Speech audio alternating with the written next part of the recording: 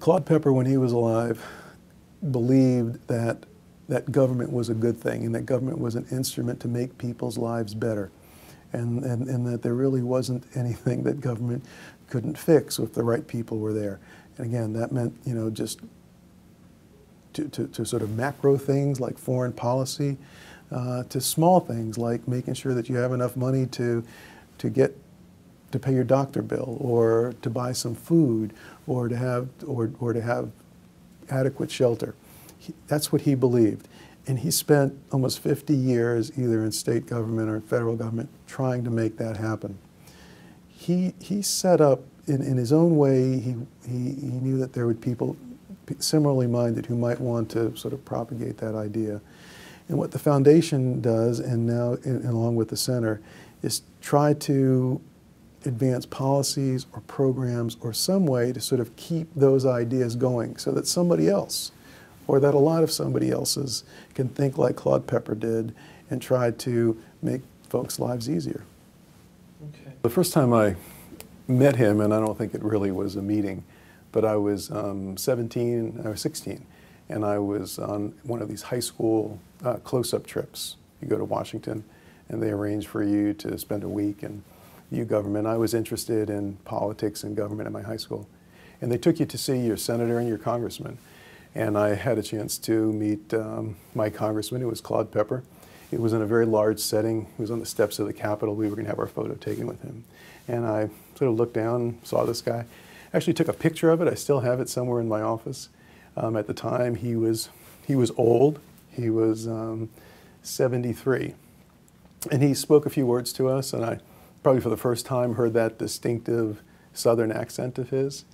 And that was pretty much it. Said a few words, and we went on to see someone else. I was interested in politics and in government, and I went back to high school and was involved in student government and things like that. But I had remembered, whether it was on that close-up trip or somewhere else, people said that there were these internships that people went to work in congressional offices. Now, really what they were talking about was doing this in Washington, but I wasn't in Washington. As a matter of fact, it was the end of my sophomore year in high school. And through a family friend, someone knew someone who worked in Claude Pepper's office. And they said, oh, go see him. And so, you know, I remember my mother drove me down there, and I put on whatever good clothes I had and met this guy. Well, it turned out the guy was a very nice guy. I worked a lot with him thereafter. But he was just a volunteer who handled Veterans Affairs issues, actually. And I remember he talked very officially, and he gave me some forms to fill out as if I was applying for some, you know, big job or whatever. And you know, I sort of went home really not expecting anything to happen. But while I was there, I met someone else who happened to be the person who ran the district office. His name was Ellis Vaughn. And as you may know, district members of Congress or senators, they'll have an office back home, or maybe they'll have several. In urban areas or metropolitan areas, it'll typically be in a federal building. So this was in the federal building. There was a staff down in Miami that handled local constituent issues, and I you know, I may have gone back a second time anyway, but I met this gentleman, Ellis Vaughn, and asked me what I wanted to do, and I said I was really interested in government, and I wanted to intern in this office, whatever that meant. And it so happened that that was in 1972, and there had just been a redistricting, as will happen every 10 years. And this was the first redistricting after Pepper had won his first election to the House. So he ran in 1962 after having lost for the Florida Senate and the U.S. Senate from Florida in 1958. So you know, the story there was that he had gotten beaten pretty soundly throughout the state, except in South Florida, where there was sort of the burgeoning Northeast sort of exodus population, mostly Democrats.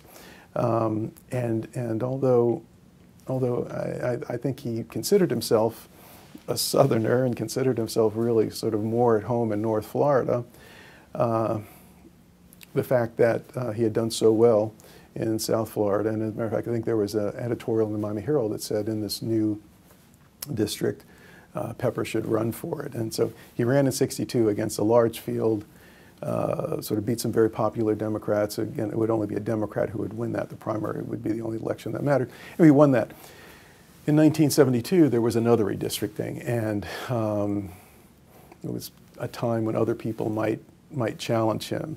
And at that point, the mayor of Miami Beach, and Miami Beach was a sort of a major part of that district, was running against him. So here is a liberal Jewish politician who might have, well, certainly would be a challenge, and might even be considered by some to be a favorite. And so this was in '72. When I sort of showed up and talked to this guy who was running the office, what I didn't realize was at the time they were beginning to plan this very large re-election campaign for Claude Pepper. And this guy was going to be part of that. So people who work in district offices, you kind of straddle a couple of positions. You're handling official constituent work, but you're also looking out for the local politics. And at some point, when a campaign sort of is joined, a person will go off the payroll and then just assume a 100% campaign position. Sort of interestingly, there was a troika, if you will, of young, politically sort of motivated people. And I think, you know, Senator Pepper always had people like that around him. I think most politicians do. It's sort of interesting. That's a whole other story, but that's the whole George Smathers thing. Here was a young guy who graduated from the University of Florida who was looking to sort of advance himself, and he attached himself to Pepper and promised that he could help him, you know, with the youth vote and whatever in the state of Florida. Well, here are these three young guys. One was this guy, Ellis Vaughn, who was just a totally committed guy to Claude Pepper. Another was a young lawyer named Steve Zack, who today is the president of the American Bar Association. And then another was a young guy named Ken Jenney, who went on to serve in the Florida Senate. He was the sheriff of Broward County and moved on. But so these guys were going to run the campaign. And what I didn't realize was that the district office was going to be sort of slightly unmanned, if you will, due to this sort of moving over to the campaign. So he invited me to come back, and within a couple of weeks in the summer, I was working in the district office for all intents and purposes as a caseworker. And I was answering phones and helping people get their Social Security checks or, you know, their mail delivered that wasn't, or I remember I had some very exciting things. Somebody was trying to get their son back from Germany and the war. Just all, I mean, they were stationed there. All kinds of things that I couldn't believe that I was, you know, I was barely 16 and I was doing these things. You know, the truth of the matter is that at one point they decided to pay me. It certainly wouldn't be allowed today, but they were paying me out of Claude Pepper's law firm, which he was, back then members could maintain a law firm and whatever. Anyway, so that's the first thing I did. But the fact of the matter is that I never saw Claude Pepper. I'm working in his district office. I saw him once at a dinner during that campaign, and they introduced me to him as someone who was working in the office, and he was very nice, and that was it. It was by staying in touch with the people in that office sort of in years later that I sort of got the opportunity to really work for him. And that was after graduating from the University of Miami. So during the time from high school through University of Miami, I still stayed in touch with a lot of these folks. But again, having really having no interaction with him, just with people who worked for him. So he won that '72 primary, and that was fine, and he was doing very well. You know, after 1972, well, in 1972, he had and because of the redistricting, he essentially went from a very sort of coastal district, which was largely Democratic, to a district that now included probably 30 or 40% Hispanics, that's sort of Cubans, and you know, he didn't speak Spanish. He really didn't have much connection, and I think sort of felt vulnerable about that. So in '72, he had, in the general election, after he beat this Miami Beach mayor, he had a Cuban who ran against him who didn't speak English and never tried to speak English. He only sort of appealed to, or wanted to appeal to the Cuban voters. And he got like 35% of the vote. In 1974, he did the same thing. In 1976, it was a different Cuban, but the same thing happened. And sort of interestingly, I think, and as I realized later, his vote percentage, Pepper's vote percentage, was going down. And mostly because he was focusing on these Cubans that we didn't know how to approach. They were by and large Republicans. I mean, they were probably 80% registered Republican, maybe even more. You know, Senator Pepper did a lot during the Cuban airlift, did a lot to sort of bring money to the Cuban refugee program. And I think his assumption was they would vote for me if somebody just told them what I did for them. But of course, you know, that wasn't necessarily the case.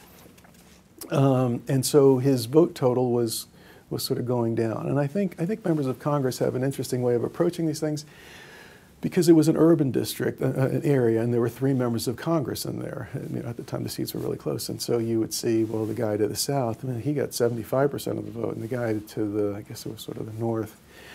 But Senator Pepper was only getting like 70%. I think that sort of bothered him, and I think for good reason, because what was happening was he was somewhat ignoring his strong areas and focusing on this sort of elusive Republican Cuban Americans. In 1976, I had worked on one of these other congressmen's campaign, the guy to the north of him, and had sort of gotten in with some sort of young Democrats and learned a lot about campaign techniques and targeting and polling and things like that. And I wrote a senior paper at University of Miami on it and whatever. And was offered a job when I graduated from college to work for that congressman. Well, this gentleman that I mentioned earlier, this Ellis Vaughn, he, after working for Senator Pepper for probably 10 years or so, wanted to leave. And I think, like most loyal people, didn't want to leave unless he had a replacement that he knew would at least, you know, sort of hold up his end and his loyalty and commitment to the senator. So he asked me if I was interested in taking his job.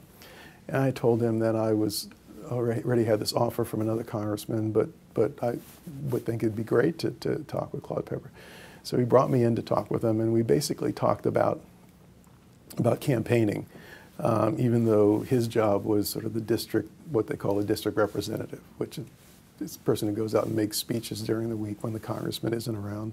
But then when the congressman comes home for the weekend, it's a person who basically is, they might call you the body man, you know, everywhere they go, you go and drive them around and things like that. So, so I went in and I talked with him, and again, he and I mostly talked about campaigning.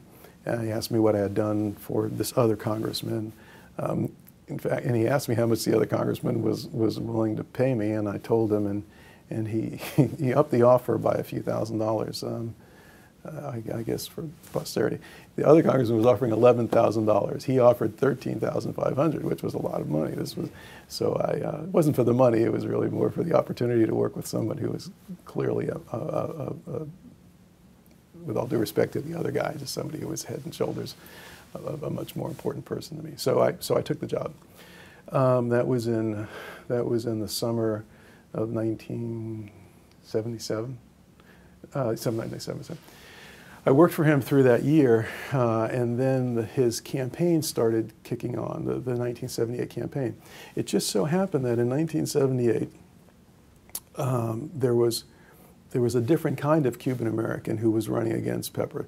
This was unlike the other guy who sort of prided himself on only being Hispanic, only speaking Cuban. This was a Hispanic from, a Cuban American from New Jersey. He moved down to South Florida. Was a lawyer, was, you know, articulate, smart, young, as opposed to Senator Pepper. Outraised Senator Pepper 2 or 3 to 1. Senator Pepper hated to raise money. He loved to be able to do favors for people, you know, sort of legislatively, but hated to ask people for anything, and so he was a bad fundraiser. Yet it used to bother him that he trailed his colleagues in terms of raising money. But anyway, this guy came down. He was endorsed by the Republican National Committee a group called the National Taxpayers Union, which is still around, had targeted Pepper as the #1 spender. And so, I mean, these issues, even today, are there, but they made him the #1 spender, and therefore he was the #1 guy to sort of get. This was right after that Proposition 13 or whatever in California. So it was really, unlike today, there was an anti-tax movement growing, and so, to say that Claude Pepper was liberal, progressive, voted to spend a lot of money, really was starting to resound in the district. And again, he had this candidate who really could make hay with it. He could speak very well to Anglos, as they're called. He could also speak very well to Hispanics. And the whole party really got behind him. I mean, Ronald Reagan, who was just beginning to sort of get involved in national politics, he came down and spoke. And the first George Bush, George Herbert, he came down. And everybody who was anyone was coming down, and they were campaigning against Claude Pepper. Sort of, well, the one thing that we did differently, I think, was to say, we need to go and at least make sure that your voters are voting for you, which really caused a lot of dissension within the, you would say, sort of the Pepper family. I guess I was certainly not only the new person, but I was 23 or 22. I was 22. And in a way, it sort of signaled that at least the limited resources might be shifted away. So rather than spending money, and it's like political patronage. During a campaign, prior to that, whatever money was there, you'd give to sort of Hispanic leaders, and they would spread it around the district, as it were, or in the African American community. And I sort of came in and said, we need to sort of shift this around, and it's just good politics. Let's make sure that the people in Miami Beach turn out, where we did very simple analysis. I guess no one had done it, but it showed that the places where he was the strongest, he had the lowest turnout, and the places where he was the weakest had the highest turnout. I mean, he'd go into these places where he wasn't very well liked, at least relatively speaking, and excite the crowd, and then they'd come out and vote against him, where his supporters on the beach and other places stayed home, assuming he was going to win. But anyway, we sort of got through that. And he won, and it was a surprise, because it was, I think he got 64% of the vote, and I really think it was a shock to the establishment to think. Well, the one thing I should point out, and it's really something that stands out in my mind about my relationship with the senator, was that back then newspapers would come out. There'd be the street edition, the night edition. Yeah. And so it was getting ready for it was about the time when the Miami Herald, which was really all-powerful then, was going to endorse in that particular race. And you'd know that on one day they'd endorse the Senate, so it would be coming up to. I remember I was living in Miami and going down to try to get the paper, and I think it was like Monday, and there was no endorsement. Tuesday. It was a Wednesday or Thursday, and I get the paper and I open it up, and there's this, and they had made their decision. They found this terrible picture of Claude Pepper somewhere. It was sort of purposeful. It almost looked ghoulish in this picture, and they endorsed the opponent, and they did so in a personal way. They had said that Pepper was old, and I think they used the word doddering or something, and so here I am, and I'm sitting down, and I'm reading this to him over the phone, and I knew it was going to be hard, and particularly as I started getting at some of these sort of ad hominem type of attacks on him, and I got done reading it, and he said, well, something, and that was it. And I'm sure by later in the night it'd been in the old sort of fax machines or whatever he had gotten it. But I remember that. So, notwithstanding the fact that the Miami Herald had endorsed his opponent, had sort of taken on this charge that Pepper was a free spender and he was too old, he beat this guy, outspent 3-1, and it's sort of interesting. The guy never ran for public office again, and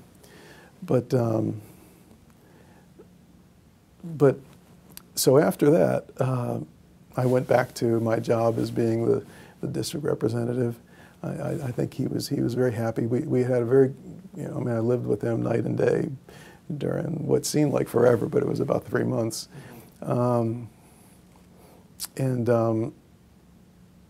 the election was over, and he gave me a raise, and I went back to being the district person, and did that for only about a year.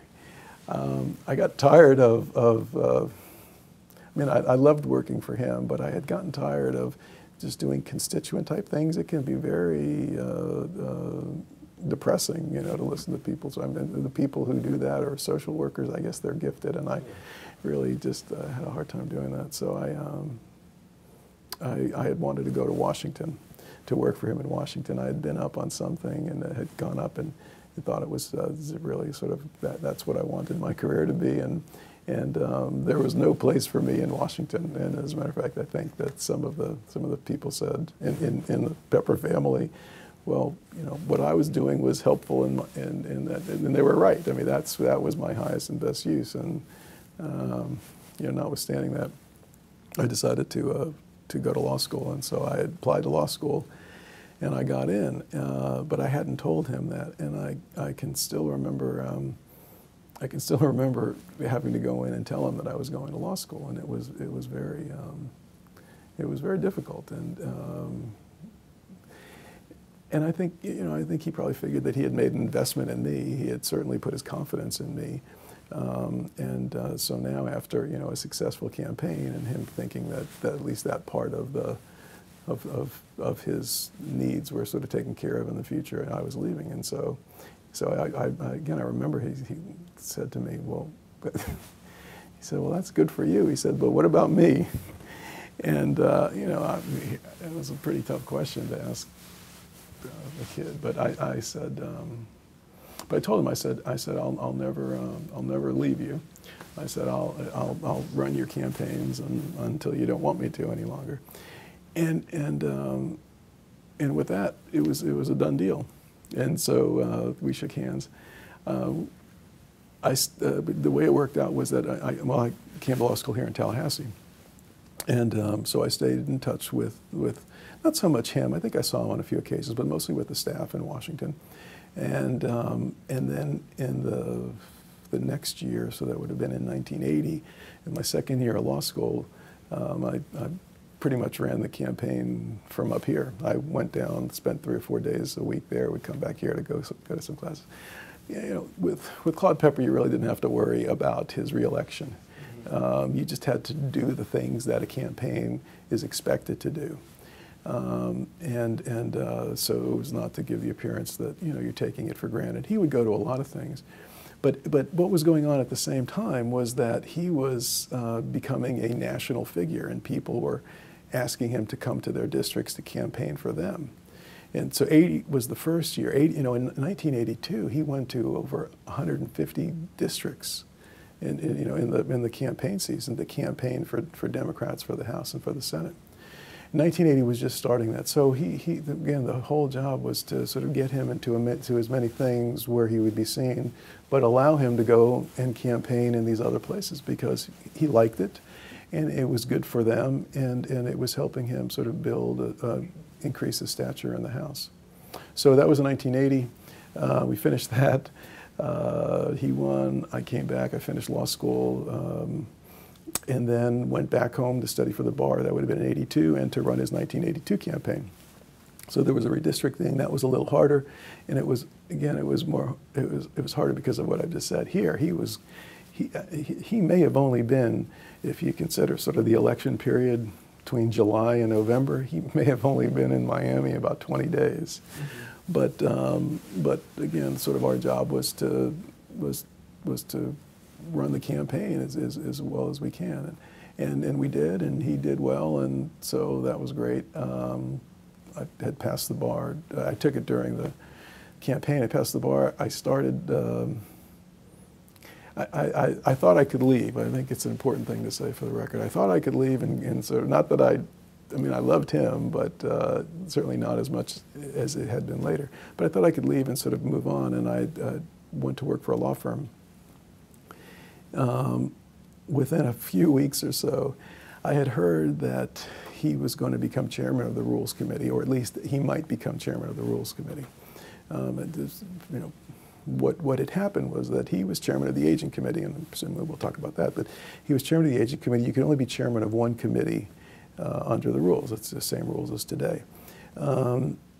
He was, you know, such a national figure on aging issues, and he used that Aging Committee as such a tremendous platform, and, you know, not only for the issues, but I mean, I don't think Senator Pepper was any different than any other politician. I think he liked press attention, and he was getting a lot of press attention and giving him a great opportunity, and he had the tools to use it. He was such a great speaker, and so the Aging Committee, which, you know, it was a select committee, and select committees don't have legislative jurisdiction, so all they can really do is conduct sort of public hearings and sort of expose things, you know, which they did in the nursing home industry or in the private health insurance industry.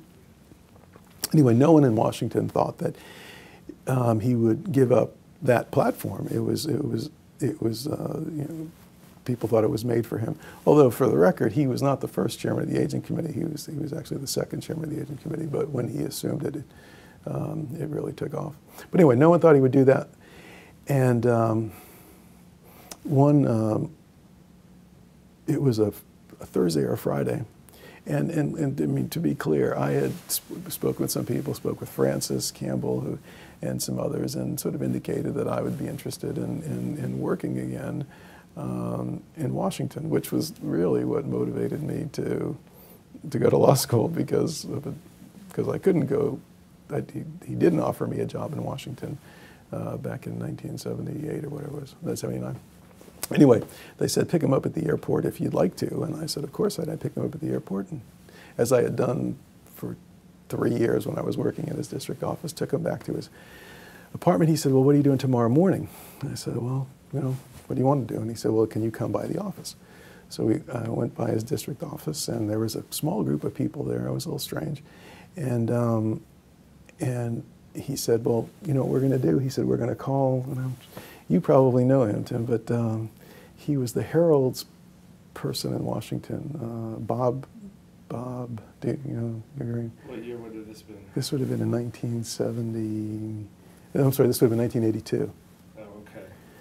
Well, anyway, Yeah. He decided he was going to give and this is the way he thought, sort of, he was going to give an exclusive story to the Herald's reporter to say that he was going to he was going to give up being the chairman of the Rules Committee and give up being chairman of the Aging Committee and accept being the chairman of the Rules Committee. And so it was a bigger deal in Washington than it was down here. Yeah. Because obviously the chairman of the Rules Committee is pretty powerful. But anyway, so I'm in this room. He makes that statement. It was great. You know, afterward, I said goodbye, and he said, now would you like to go to Washington? And I said, sure. And he said, well, you could be a lawyer for the committee. And I said, sure. And that was on a Saturday.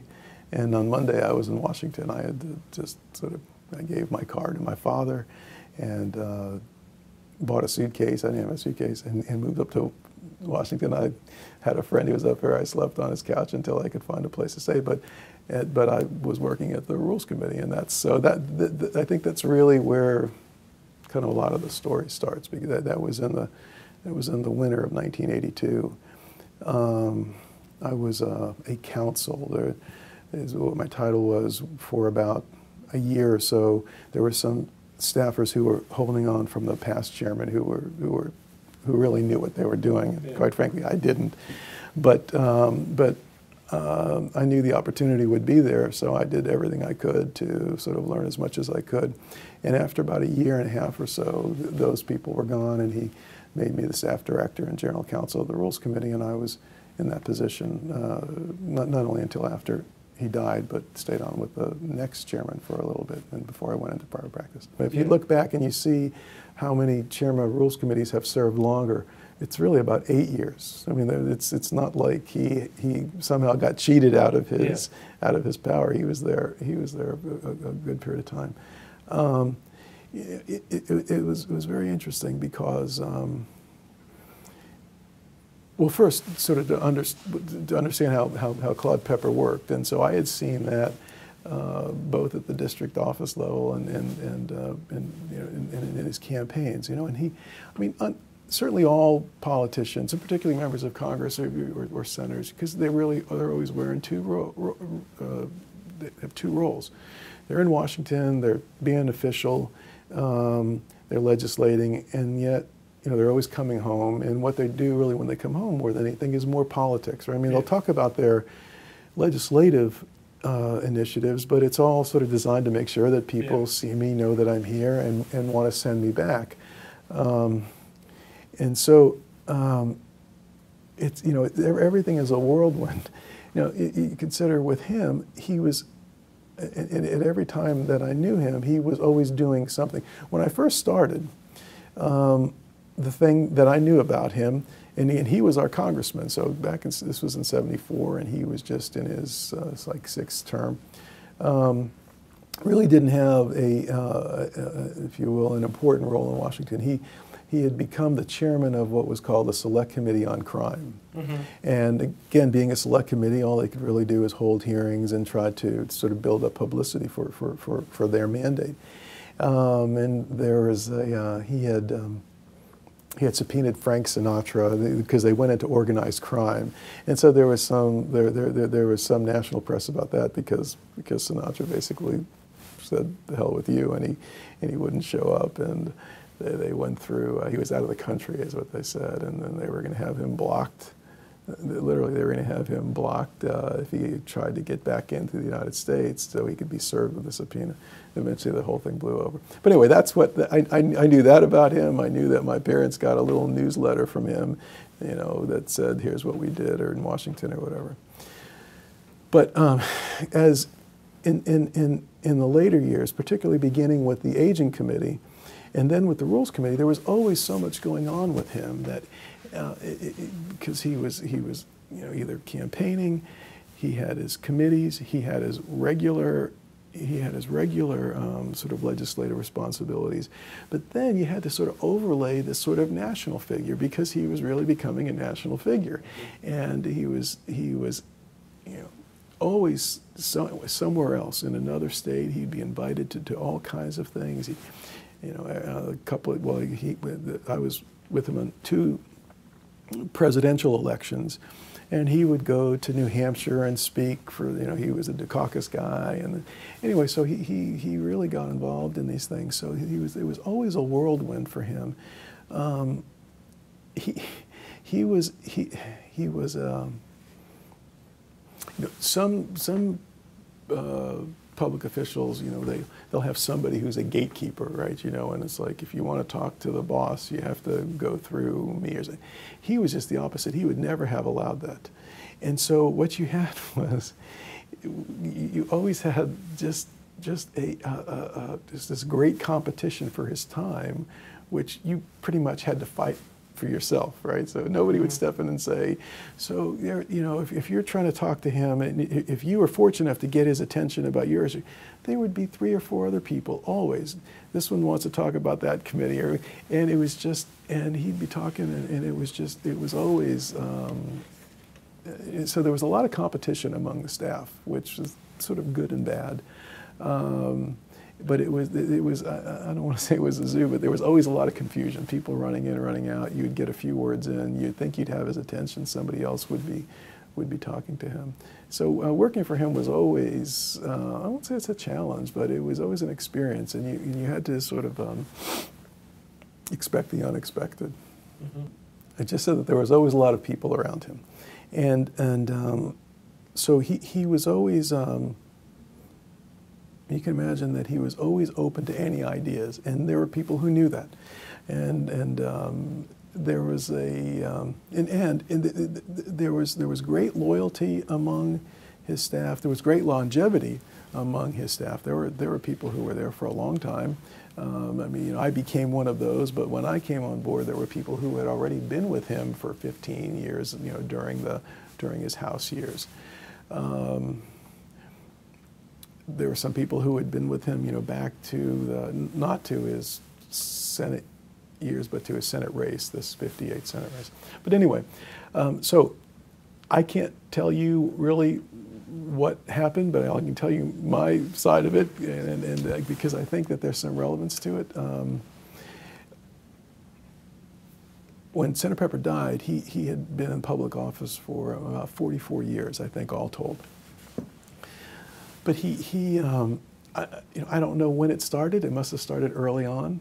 But I think that he always sort of saw not his place, but maybe a place in history.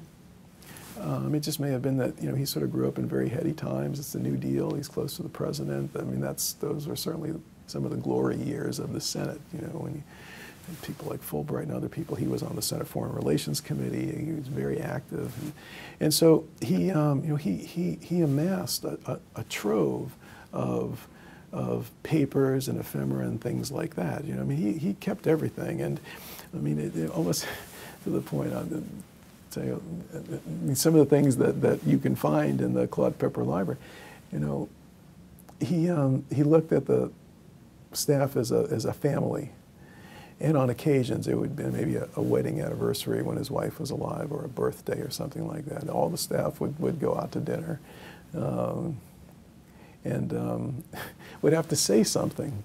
And so they would pass a tape recorder around. In those days, they were pretty big, and you'd have to say something.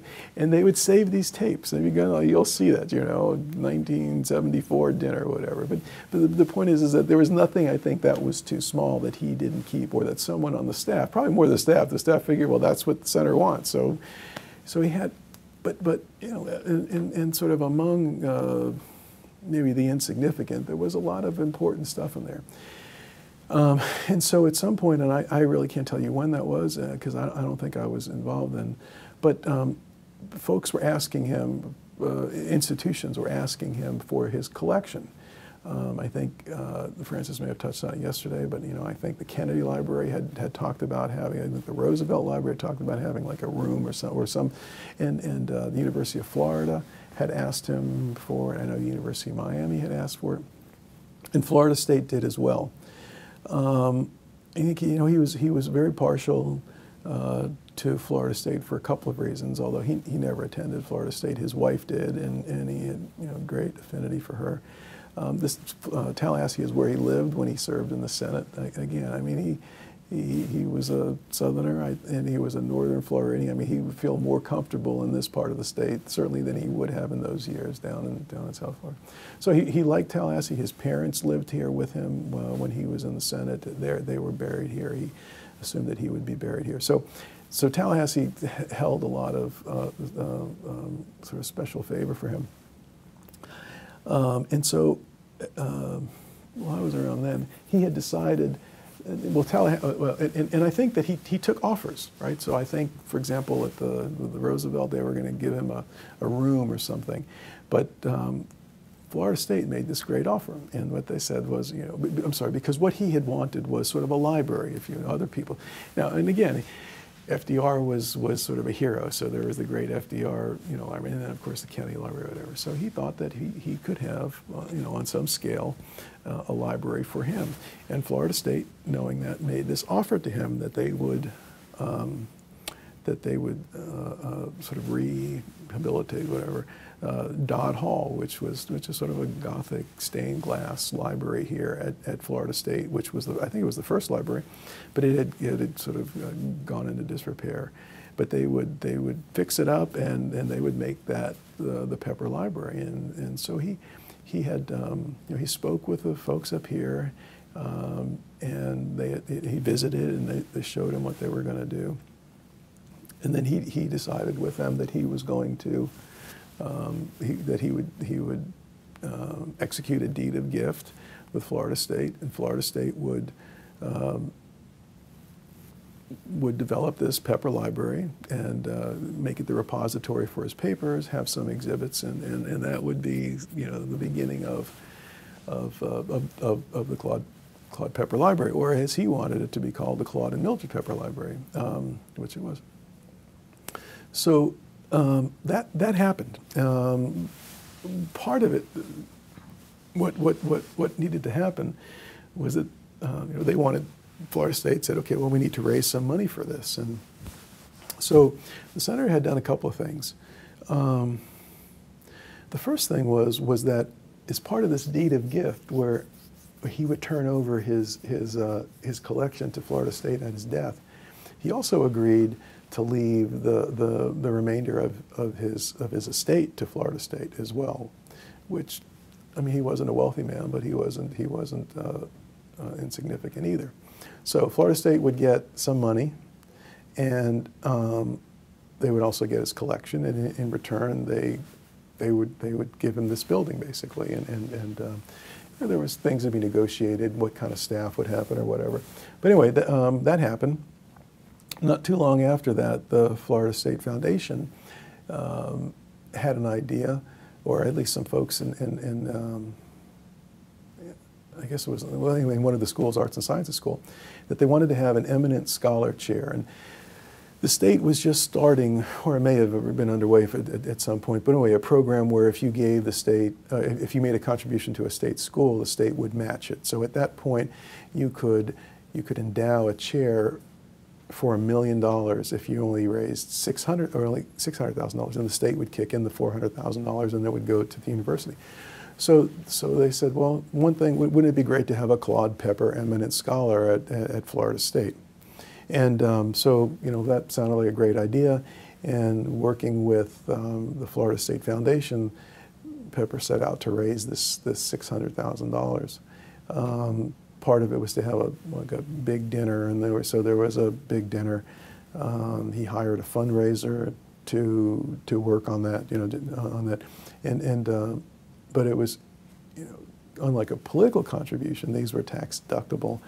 He was chairman of the Rules Committee, and so it wasn't hard for him to go after some of the major corporations in Florida. I think Florida Power and Light was a big donor, and others, and so they raised the money. The money was given to Florida State. Florida State eventually got it matched, and the first occupant of that chair was Dr. Quidagno, Jill Quidagno, who is still here and still occupies that chair. And you know, she was, and I remember he was very proud when they selected her. She was a noted gerontologist. But anyway, so that happened, and back then also members of Congress could earn, well, they could no longer earn outside income, but they could raise money and have it directed to charity up to a certain limit. It was like $36,000. And so Senator Pepper he'd go speak somewhere, and they would give him an honoraria, and he said, give it to Florida State. So now he's raising more money during his lifetime for the Pepper Library. The money was going to the Florida State Foundation. It's sort of humorous, but I think it's an important point. He came down to Tallahassee. I don't remember the year. It must have been in '86. I think it was in '86 actually. He came down and well, I'm sorry, I should back up just a little bit. So this library was finally opened in Dodd Hall. They rebuilt the Dodd Hall. It was beautiful. They had some exhibits, and he was chairman of the Rules Committee. He had a lot of power in Congress, and he was very proud of this. And so we sort of worked it out where there was a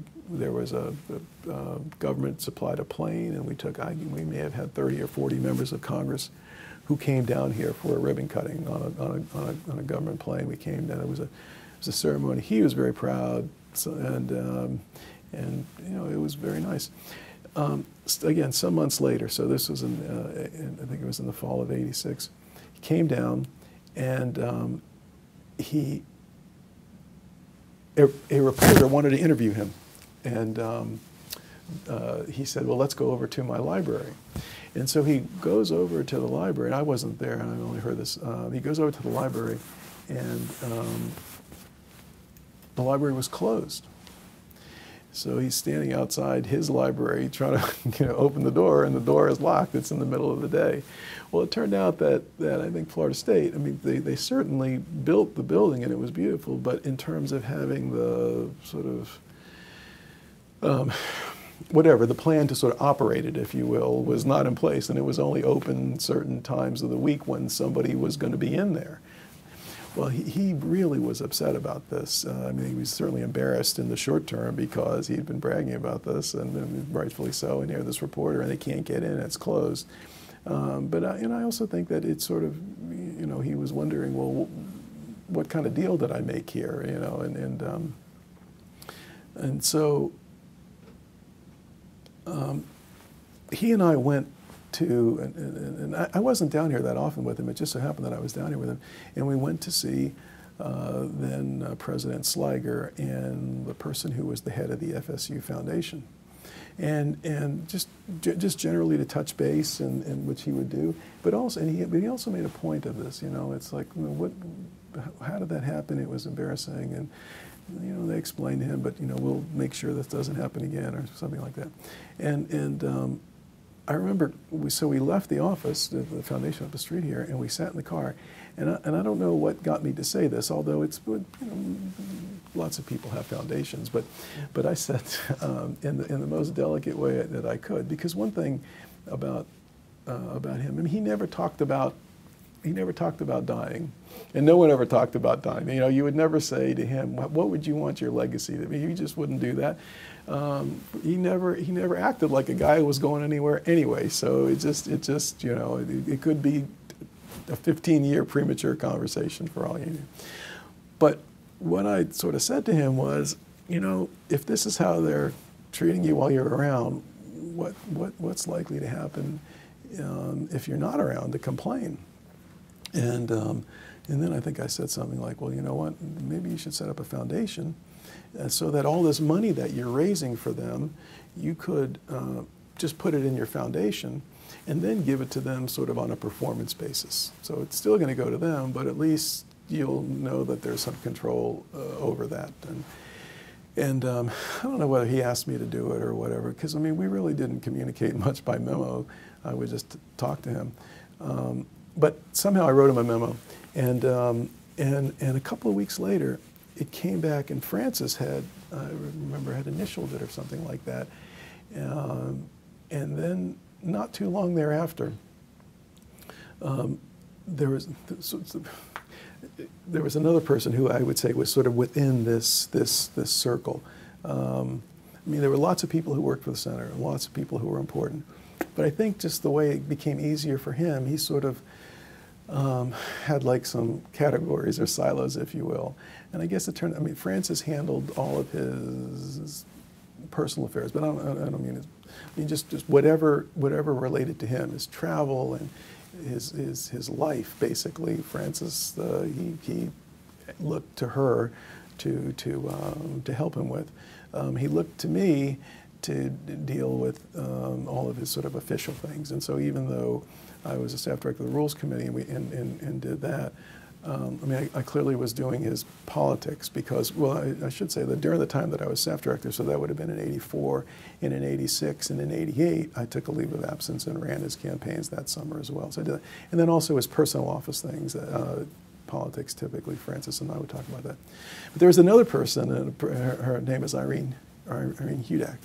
And she was his, if you will, well, she was literally his accountant, but he would sort of look to her to try to sort of handle all of his financial matters. So she was his personal accountant, but she was also our campaign treasurer. So I worked very closely with her over the years, and she was very tough. I mean, I couldn't spend a nickel without getting her permission, and but anyway.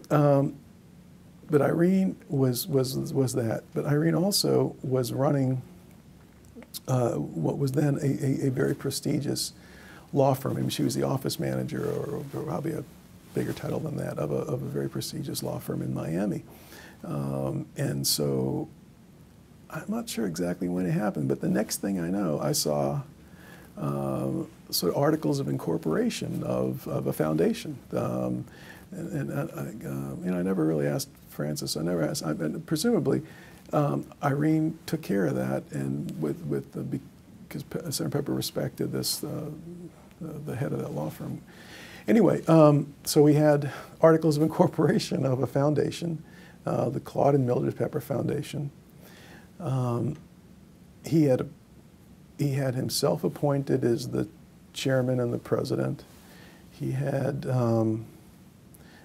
Francis, Irene, and myself as the board members. And then he appointed his former law partner, and who was a former member of our board, Alan Clements, and then a former staff person who had been with him forever, and named Jim Brennan. And those two he had made officers, but not board members. So anyway, that's how the foundation came about. It was almost like it was nothing really to speak of. He made some speeches, raised some money, went into the foundation. I don't even remember what happened. Irene would know, but presumably, I mean, I'm sure the money went to Florida State. I'm sure it didn't go anywhere else. I don't think that there was a lot of money, however.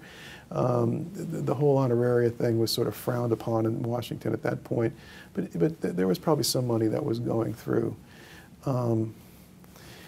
The real significance of the foundation came about right before he died. And right before he died, he had, well, Francis and I and Irene and other family members, he passed away, I guess, about over a 3-month period when he learned that he had cancer. But we were all very close and sort of talking about things. Again, not really talking about the ultimate, but sort of preparing and gradually, and then more sort of toward the end. But at one point, we talked again about Florida State, and we talked again about the foundation. And as I said earlier, his idea was that he was going to leave the remainder of his estate to Florida State. Sort of the discussion was, well, what if we change? Should we change that? Should we sort of do what this whole foundation really was designed to do, and that is to be a way to sort of ensure performance? Again, not the money was always going to go to Florida State, but rather than just them getting it in one lump sum, wouldn't it be better to make sure that there was a little performance required in order to do that? And because, for that, I don't think it's rare to know. I mean, that always happens. People leave moneyed institutions, and then family or other find out that it's really not doing what they thought. We thought maybe we could be a little smarter than that, I guess. I don't know. Listen, we all loved him, and we're so loyal to him that, as I said, everyone was always thinking, what can we do to help the senator, So that discussion was had, as sort of difficult as it was, and he agreed. And so lawyers sort of changed his will pretty quickly, redirected the money from Florida State to his foundation. He resigned as the chairman and the president and substituted Francis for that. And then we executed a contract with Fran, because Fran was his chief of staff, and as I said, sort of running so much of his life for probably 12 years before he passed away. So we executed an employment contract with her, and she was just going to pick up and run the foundation after he passed away, and that's what happened. So he passed away, and it wasn't too long thereafter that that Congress gave this appropriation to the foundation, which, had there not been a foundation, presumably that money would have gone straight to Florida State, but it went to the foundation, and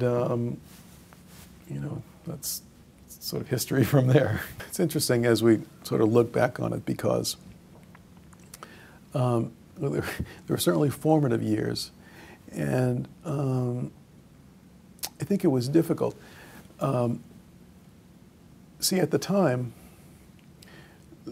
this Dodd Hall was still somewhat operative, except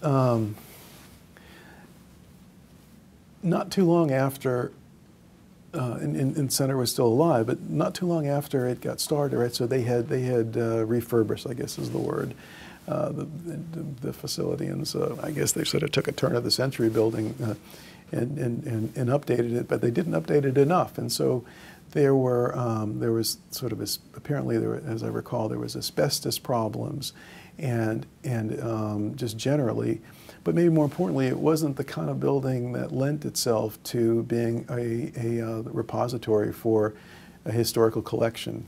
The atmosphere wasn't good. It was either too humid or not too hot. Sunlight was coming in through these beautiful windows and was hurting the sort of sun bleaching out the documents that were in the little exhibits that were there, because there were exhibits, certainly not on the scale of anything close to what there is in this building. But anyway, so Florida State had to close the building down. Now, the Senator Pepper had already passed away, but the library, if you will, was closed permanently. No, not permanently, until they figured out what they were going to do. The collection that was being moved over here, and again, about 1 million records had to be moved somewhere else. Under this deed of gift that we had with Florida State, that Senator Pepper signed with Florida State, they had agreed to maintain the collection. I think this is probably just standard boilerplate language, to maintain the collection in a manner that was sort of consistent with standards, but that wasn't happening. As a matter of fact, at the time that the documents were moved, it was in probably a very hostile environment for a historical collection, and so the foundation, at that point, the foundation was totally separate from Florida State, paid to have the collection moved to Francis had done the research and found that there was a sort of a curator type of, anyway, who sort of could maintain these sort of documents down on, I believe it was on the west coast of Florida. And so we had all the documents shipped there, and at the foundation's expense, paid, it may have been $1 million over the course of 3, 4, 5 years to treat all the documents. So you're supposed to take documents out of acid-based files, and you have to remove staples. And I mean, this is just sort of, things that you do. But the foundation did it. So that was going on, but that was just by contract. The real thing, and the challenge or whatever, was, Claude Pepper did everything when he was alive. I mean, there was no challenge that was too small, and he would just sort of tackle it. Let's introduce a bill. Let's do whatever. If it meant picking up the phone, he would pick up the phone. He did, pick up the phone to call the president to do, and he did that his whole career. So, one was his ability to get things done, but two was sort of the breadth of his focus, right? I mean, a lot of people talk about the fact that he's known for aging issues or health issues, but throughout his career, he did so many other things, sort of foreign policy, civil rights, sort of income security, for all people. When he was a congressman, he was so involved in, today, I guess if you look at what's going on in Washington, it's sort of anathema to at least the Tea Party or whatever, of sort of government involvement in projects. But there are so many things that are in Florida or in the South Florida area that are there as a result of if you will, bringing home the bacon, right? And he would just take everything on.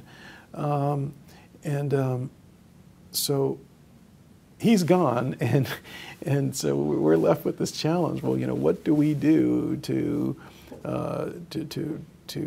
keep his legacy going? Because it's sort of in our own way, we thought that that's what we were supposed to do.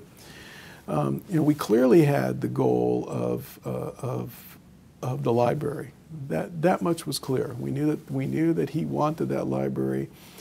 He had talked about having, beyond just sort of the physical element, that it would be a center, if you will, or someplace where people would, I mean, because we definitely talked about that as part of his decision to endow the foundation with the remainder of his estate. So again, he's gone. We know we have the library. We have that here, but that seemed to be mostly underway, because they were going to fix up this Dodd Hall. We were having the documents treated. So what else can we do? And I will say it was a difficult period, because everyone seemed to have a different idea about what needed to be done.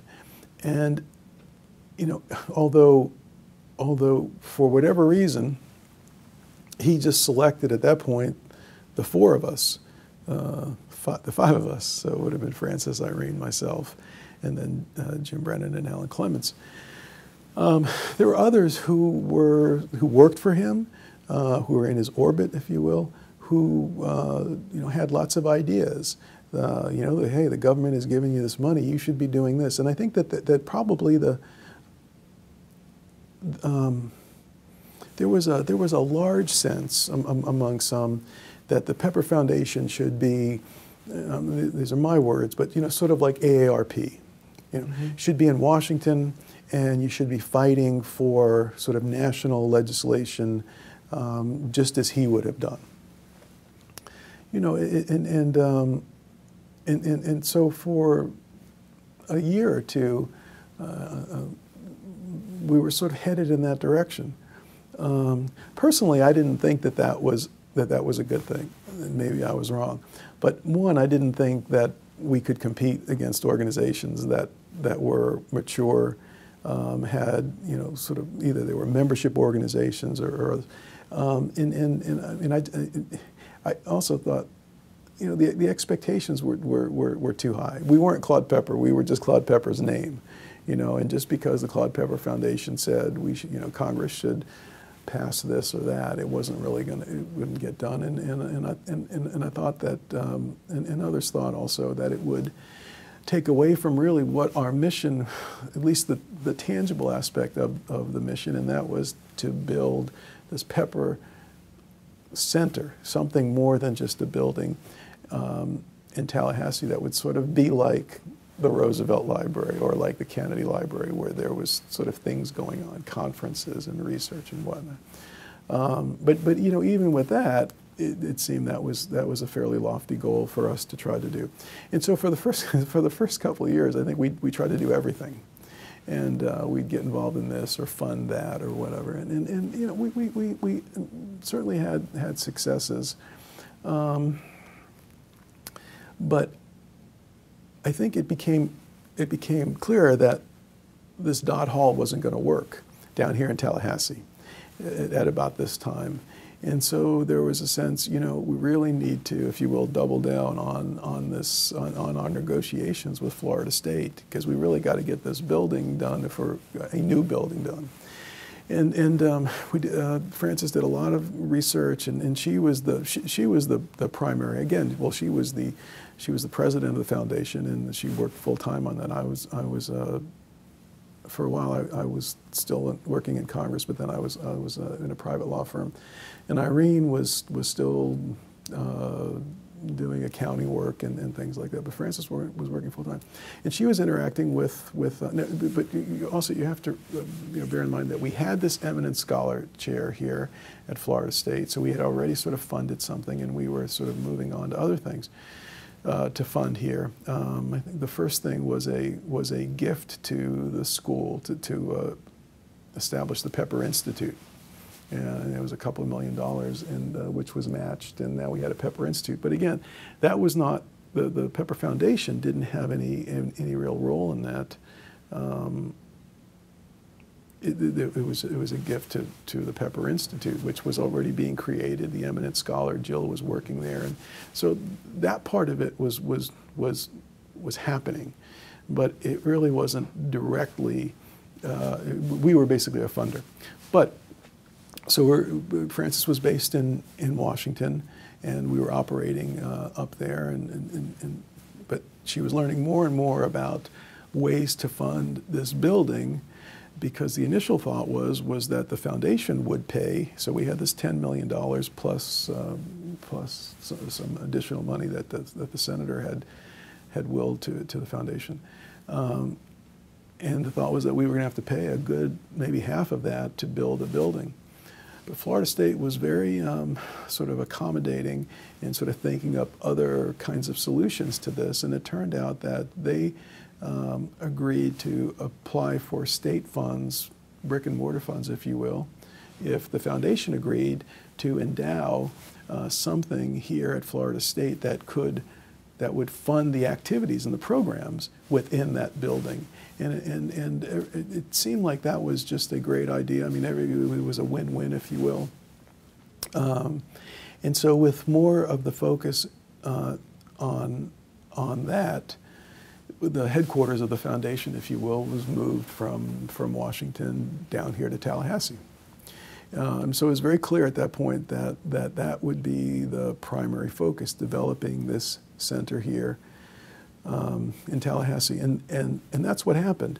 And you know, it wasn't too much long after that things really got moving, and so there was a plan for the building.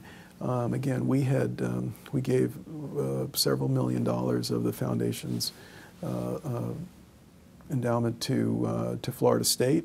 We signed a gift agreement, and so it was very, and I think it was very creative, and today it continues, and I think that that's really what distinguishes what we're doing maybe from others, and that was this.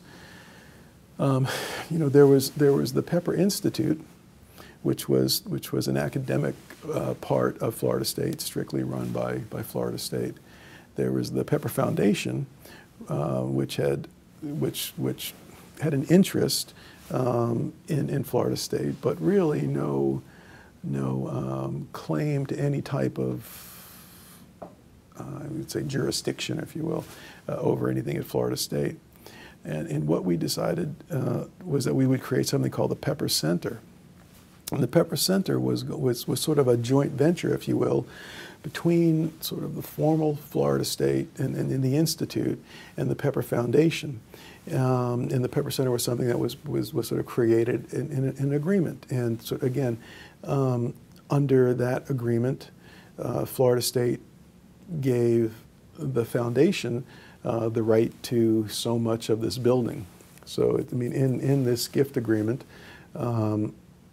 we were entitled to so many square feet of this building.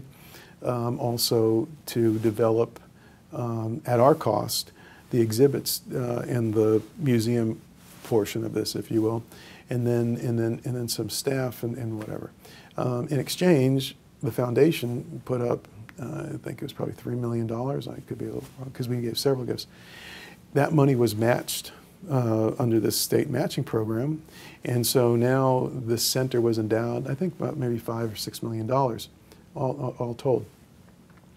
So now you know, the foundation was still a separate legal entity with its own money, but it was also part of this center. So and under the gift agreement, in order to make sure that the foundation still had a leading, if you will, sort of hand on this engine, Florida State agreed that the head, or the executive director of the center would be selected by the Pepper Foundation.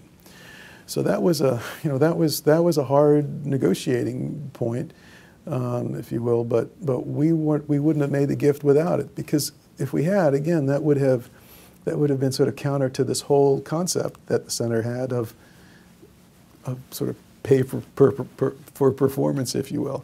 And so Florida State has lived up to that. We've had several different sort of novations, new agreements. The next time we gave it another several million dollars. But that agreement remains extant. And so although that money, and it's probably somewhere in the $12–14 million range total gift from the foundation, matched by the state to the Florida State Foundation. It continues that the foundation, along with Florida State's approval, picks the executive director. And so we've had several executive directors since Francis. Francis retired at a very young age, but Francis retired. We had Marie Cowart as an executive director. We had Steve McNamara as an executive director. We had William Kerr, and now we have Tom Herndon. But again, all of those have been at the selection of the foundation. We get along very, very well with Florida State. I think it's a great relationship.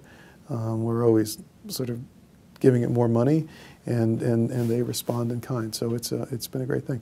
But so for several years, the real focus then was getting this building done.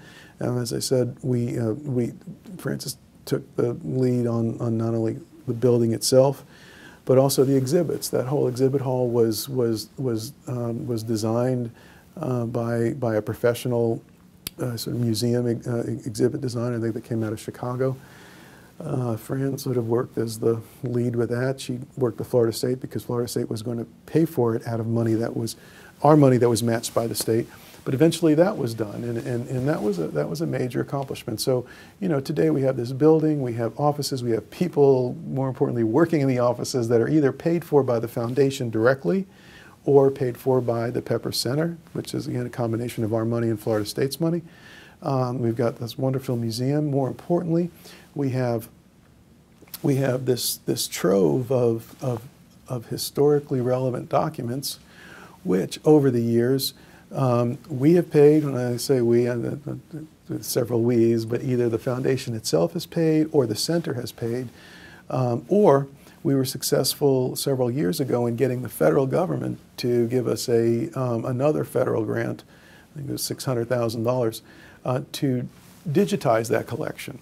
I mean, our goal has always been to have that information accessible online so that scholars wouldn't have to come here literally, but they could access that. It's been a very long, it's been a long process. It's been an expensive process. You know, one might say, oh, you know, with resources, you know, you could take those million documents and get them online in, what, a year or two? I mean, it's taken us 10 years and we still haven't finished. A lot of, you know, it's just sort of priorities and how many people are working on it. But we keep working toward that. I wish I could say today, maybe Tom could say, what percentage we're done. But we're not done, but we keep working on it. And we know that people use it, and so it's out there. And so that's an important thing as well, because that's an aspect, I think, that the senator would really be proud of, and that is, you know, so much of what he did was a part of American history, and whether it's through, you know, sort of Lend-Lease, right? I mean, today we're constantly confronted with how do we support our allies militarily. Well, you know, the Lend-Lease program, maybe to someone would have no relevance, but to scholars it has a relevance. So there's so many different things: establishing the National Institutes of Health, all of his civil rights work, and just all the things that went on in the state of Florida. I mean, I would say to you, Tim, I saw your story on the Cross-Florida Barge Canal. Certainly, there is information. Whether anyone used it, there is a lot of information on the Cross-Florida Barge Canal in this collection. You know, going back from the beginning until the end. Incidentally, I mean, I can remember. I mean, I do remember sitting on the floor of the House of Representatives talking to him when that final deauthorization vote came up, and that was a heck of a day, because we had half of the Florida delegation for it and half of the Florida delegation against it, and these were guys who were really good friends for a long time, and you know, hearing someone like Sam Gibbons get up and speak for the deauthorization, I know it just must have galled Senator Pepper, but. You know, he held on to the end, and then it was over. But anyway, the point is, a lot of good stuff here about that, and people, and he would want people to know about it. We certainly want people to know about his role in that, and so that's all going to be. A lot of it is available today online. It'll continue to be available online for you know, forever. So those are things that happen. But you know, to sort of summarize, we started out at the beginning, you know, kind of thinking as broadly as Pepper did. And figured out pretty quickly that we could spread ourselves really thin and have no impact. We sort of refocused after a few years, and I think have built a great sort of medium through which a lot of good things will happen in the future.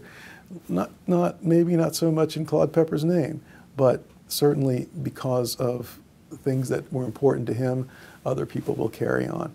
I mean, I think we couldn't be more proud of what Larry Polifka is doing here. Today we were able to get him to come here and to head up the center, and he's just doing a phenomenal job.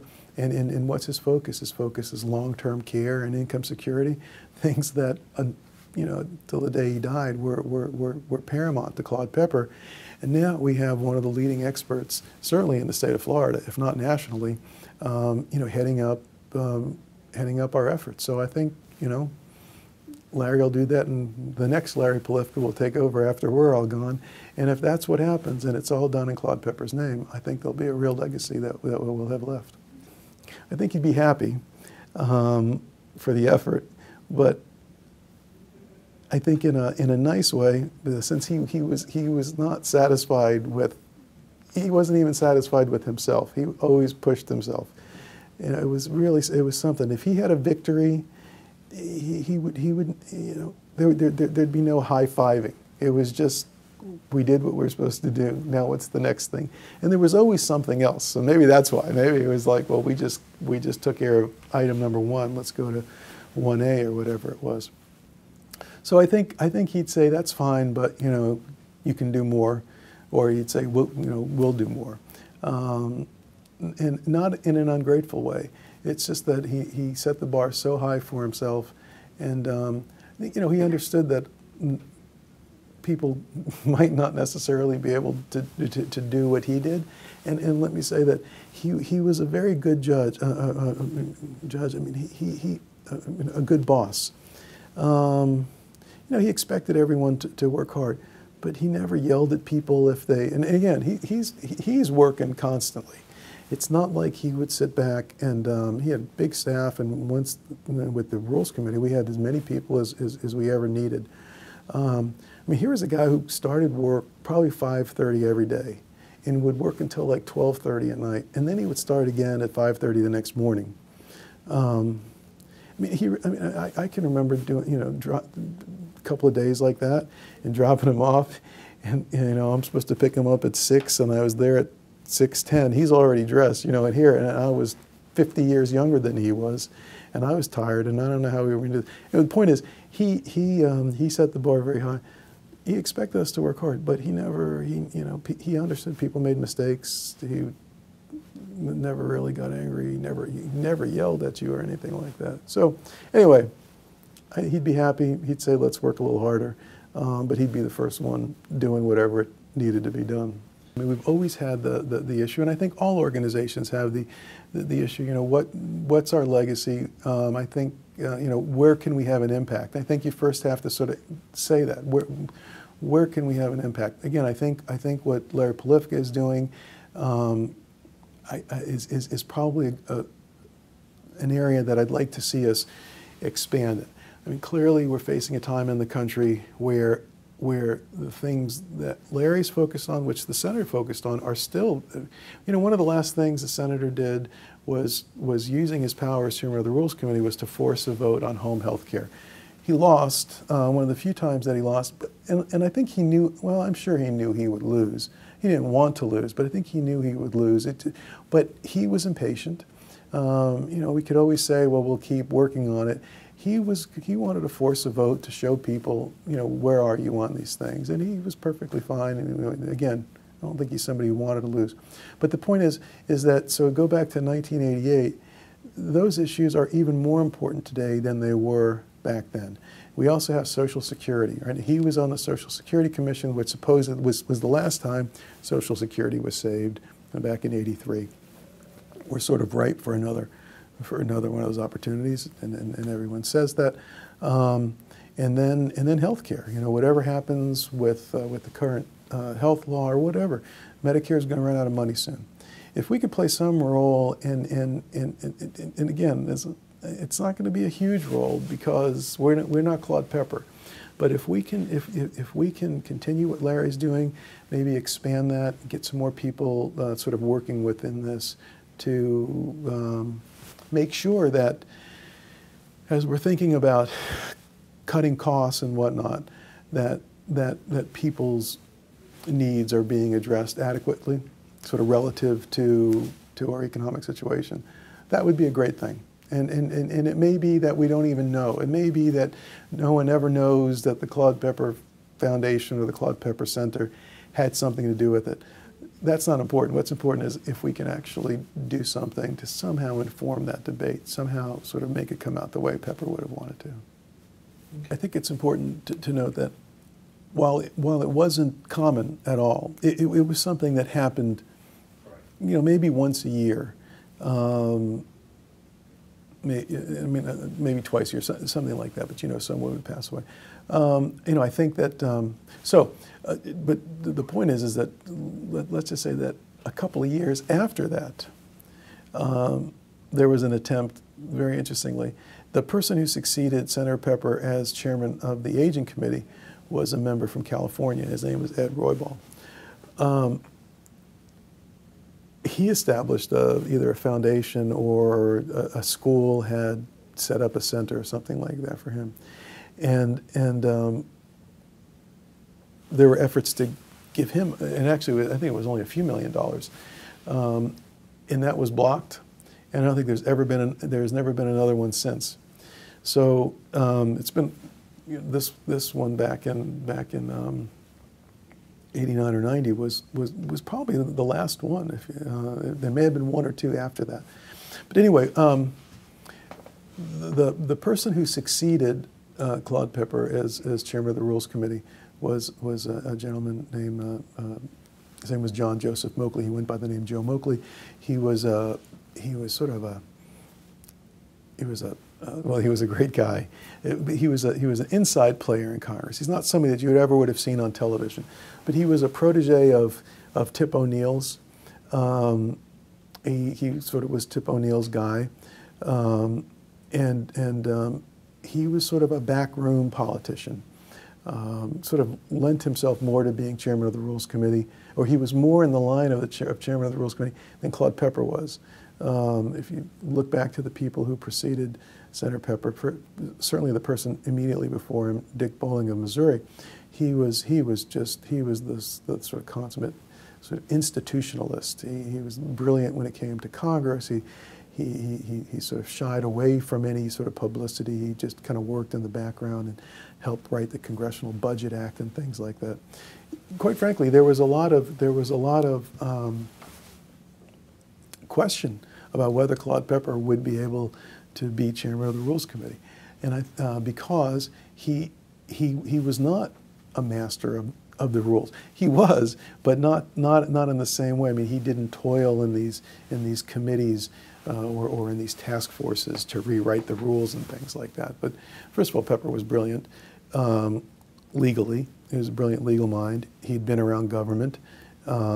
And he understood it. It's just that it just wasn't his cup of tea, if you will. He would much rather sort of been out trying to convince people of larger things than worrying about whether we should have this process for appropriations versus that one.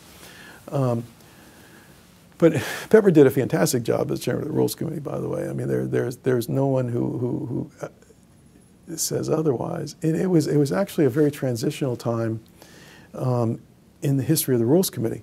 And we instituted practices, procedural practices, which today, which today are sort of the standard operating procedure of the Rules Committee, and it has sort of survived Democratic chairman and Republican chairman since he left. I don't know. People don't give him enough credit for it, but it's true. I can mention 2 or 3 things which are the most common ways that the Rules Committee operates that we started with him, and he drove it.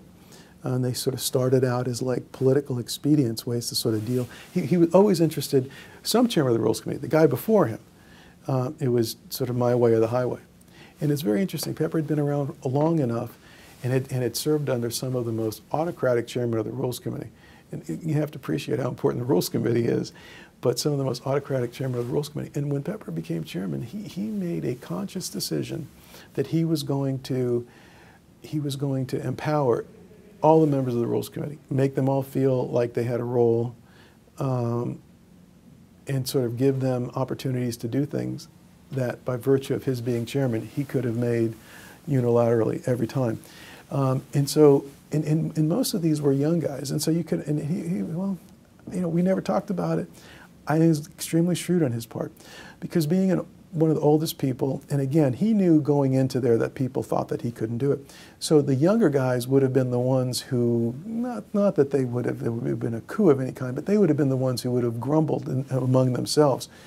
But by Pepper giving them all the sort of more power than any chairman had ever given members, they supported him. They rallied around him. If he ever needed any support, which he didn't really, he wound up helping them more than them. But anyway, he was. These guys loved him and supported him, and they would talk about what a great chairman he was. But anyway, that was Pepper. The next guy comes along, Moakley. He's much more sort of the back room kind of guy, and there was some people, and he didn't do this. Other people did this.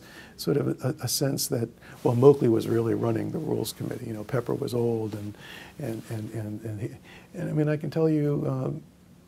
And I want to say for the record that was definitely not the case, because I was there. We would have private caucuses and whatever, and Pepper ran these meetings, and Moakley supported him 100%. It was a great team. Anyway, after Senator Pepper died, Mr. Moakley took it upon himself to get him this money. He had the, you know, now he was chairman of the Rules Committee. He had the power to do things, and he went to, he had a great staff. And he went to the chairman of the Defense Appropriations Subcommittee, and that's the one bill that has most of the money. And so, you know, what's $10 million when you and this was back in '89, but if you're doing $1.5 trillion something, you know, not trillion, I guess it was 300-400 billion. Anyway, and so he got the chairman. The chairman was a guy named John Murtha. He passed away a few years ago. He was from Pennsylvania, a former Marine. You know, Pepper and Murtha had a relationship. I wouldn't say that they were best friends or anything like that, but they certainly had a relationship. But Moakley went to Murtha, and you know, this is the way things used to be. You could do things like that, and you know, you took care of your own, and the next thing you know, it was in the bill, and it was going to stay there.